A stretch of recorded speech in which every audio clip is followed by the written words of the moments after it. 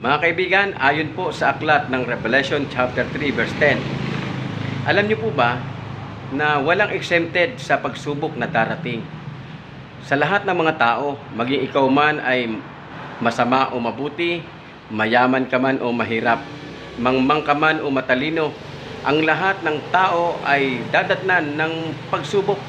Higit sa lahat, matitinding pagsubok ang darating sa sangkatauhan sa hinaharap, sapagkat magkakaroon po ng tatakan, pwersahan. Subalit mga minamahal kong kaibigan, ang sabi ng aklat ng Revelation chapter 3 verse 10, "Because you have kept my command to persevere, I also will keep you from the hour of trials which shall come upon the whole world to test those who dwell in the earth."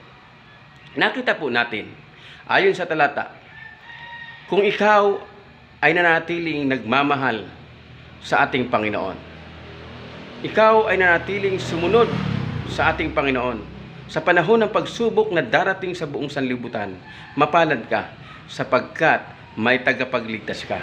Walang iba kundi ang ating pong Panginoong Jesus. Kaya nga ang sabi ni Jesus sa aklat ng Juan chapter 15 verse 5, "Ako ang puno ng ubas, kayo ang mga sanga. Ang nanatili sa akin magbubunga ng sagana. Subalit kung kayo'y hiwalay sa akin, wala kayong magagawa." Mga kaibigan, ang isang sanga na napigtal sa puno, walang magagawa kundi malalanta. Kung tayo po'y hiwalay kay Kristo, wala po tayong magagawa. Bankrupt, empty, zero. Kaya kung tayo naman ay nasa Panginoon na, mga kaibigan, manatili po tayo sa Panginoon.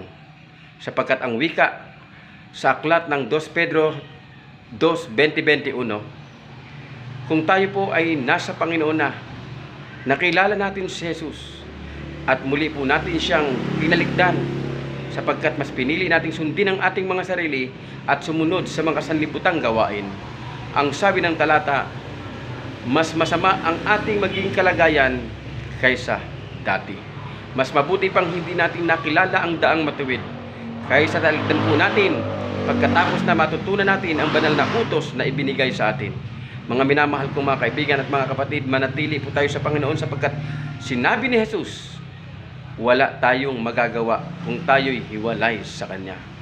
Marami pong salamat. Pagpalain po tayo ng Panginoon sa araw na ito. Ito pong muli si Brother Ricky Mabalay, ang inyong pong kaibigan sa Himpapawid.